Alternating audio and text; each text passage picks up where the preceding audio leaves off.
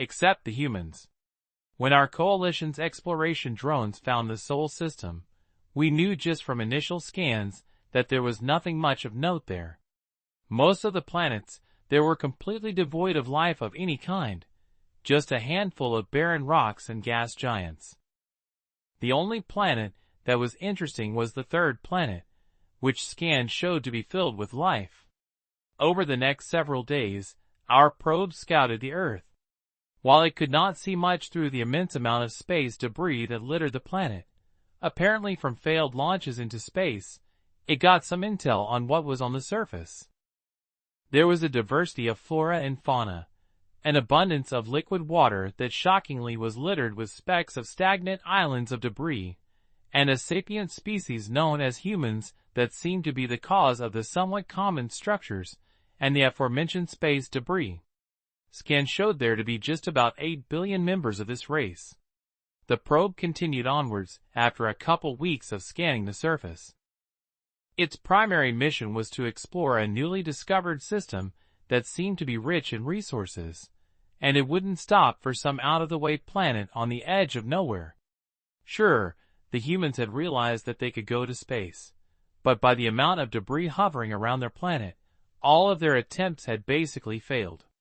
It seemed to most scientists that the humans would need another 400 years before they made ships capable of leaving the Earth, and even more to discover FTL travel on their own. We had never seen such a pitifully slow race before. Most species that tried to get to space would immediately make it their main goal to break the confines of their home planet. Except, well, the humans. Sometime later, a conflict broke between two member races of the coalition, the powerful, warlike Zanzi, and the somewhat newer and much more docile Danic. Everyone knew that Danic were the victims in this war, but knew that they would face the wrath of the Zanzi's powerful military if they interceded. So the Zanzi ships easily glassed and sterilized one world, captured their other planet without so much as a sweat, and used their influence in the Senate to convince their allies and some swing races to kick the Danic out of the coalition. Nobody tried to defend the Danic. They were a fledgling member race, with no representatives in the government, with few outstanding qualities to speak of. Only 10 billion members, a nearly non-existent military, which may have been part of the reason why the Zanzi invaded, and only a handful of FTL-capable ships. They were almost as pitiful as the humans, as one senator noted.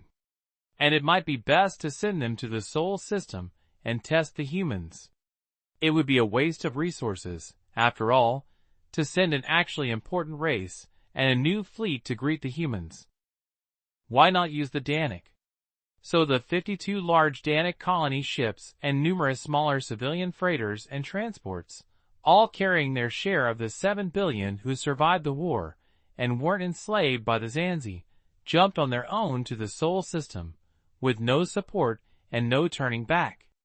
Their ships were packed to the seams with refugees, people with no home to go back to. Nobody would be happy to greet them in the state that they were in, except, apparently, the humans. Several weeks went by before our second probe reached the Sol system, purpose-built to study how the human and Danic races interacted. By the time it arrived, it brought back news of what happened. The human governments of Earth, and yes, there were many of them, had accepted the Danic into their society. Their planet was teeming with construction. About half of the ships that arrived at their destination were still orbiting space. Most of the space debris, curiously, was cleared out. It would be a while until they were fully adapted, though. Nobody could handle so many refugees at once, except, as we found out, the humans. As the few researchers tasked with watching the drone footage saw, the residents of Earth adapted extraordinarily quickly to their new situation. They built new structures at blistering speed, utilizing massive machines that simply printed entire cities in just a few weeks. Danic freighters that once shipped cargo now moved in the asteroid belt, mining materials to build new structures, and, most surprisingly, new ships. The humans had apparently learned to reverse engineer virtually every technology that Danic had to offer, from particle shields to FTL drives. Vehicles that once were wheeled or tracked were converted to hold anti-gravity nodes.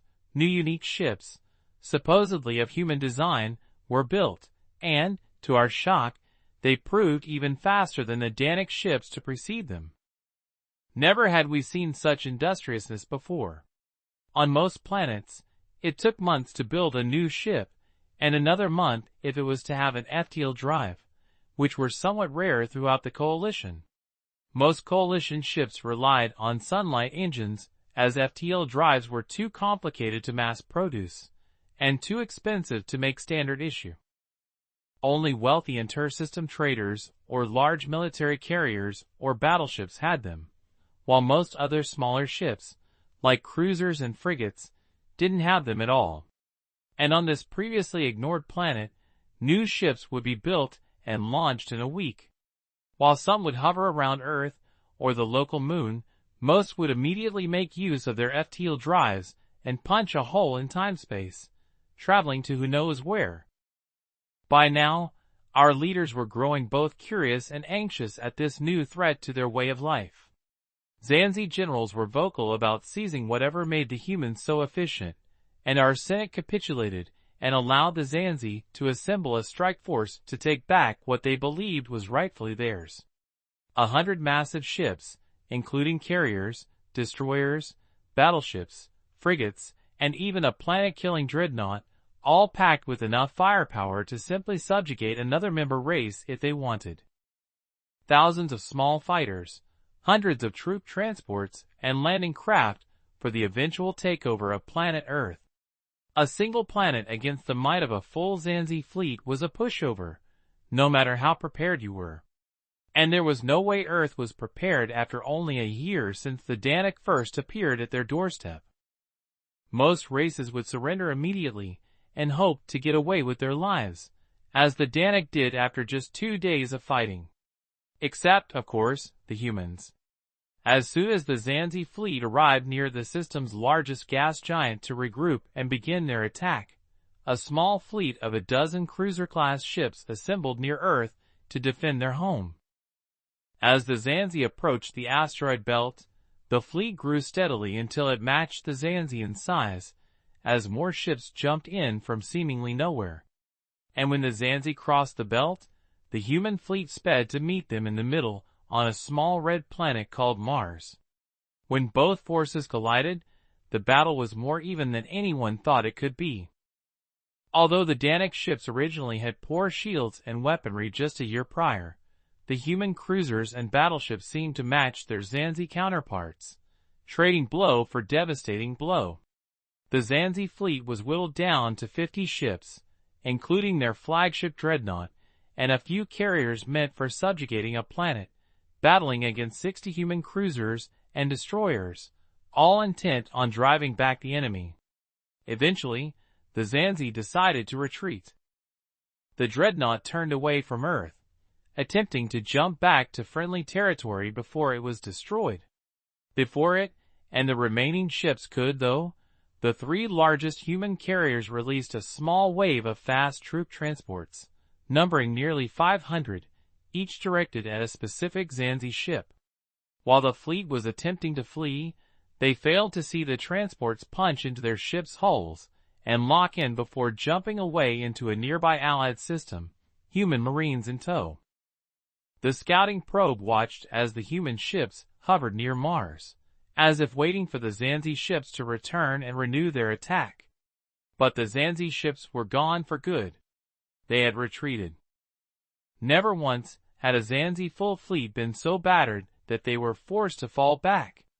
No race's military was capable of standing up to them in a battle and going toe-to-toe. Except, evidently, the humans. The Zanzi leaders were shocked at the defeat.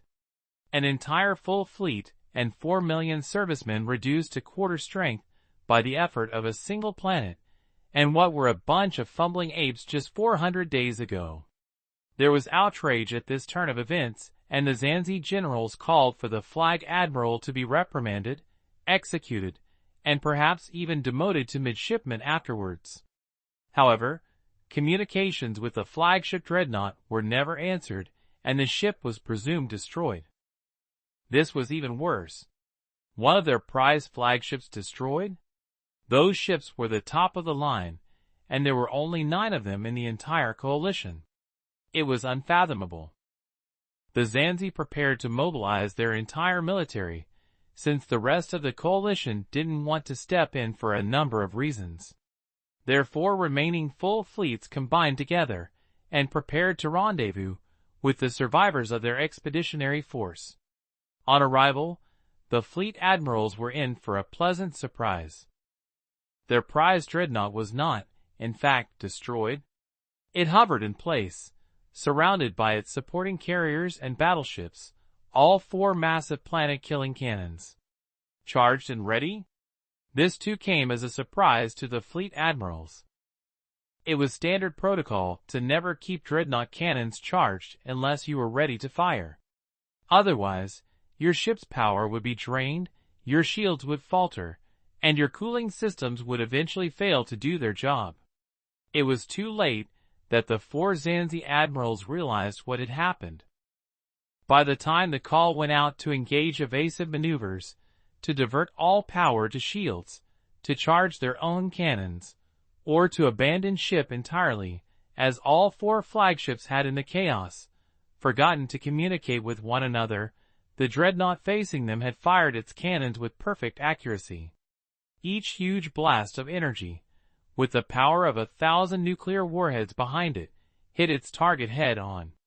The force of the explosion wasn't enough to completely destroy the dreadnoughts, but it eliminated their shields, knocked out their main and backup reactors, and obliterated most of their support ships in the direct vicinity.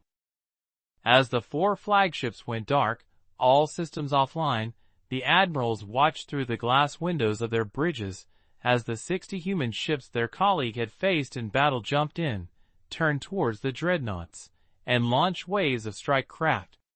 For days later, the Zanzi signed a treaty of unconditional surrender to the newly formed Terran Union. It surrendered all of their slaves, surrendered their technology, and stated that they no longer owned the 5 dreadnoughts that the joint human Danic military now occupied, hovering ominously over the Zanzi homeworld's capital.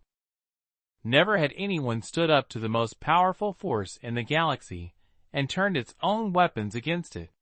Not once had the Zanzi suffered a defeat so crushing, a defeat that would never again allow them to be as mighty as they once were. It seemed that nothing would ever be as powerful as they once were except, well, the humans.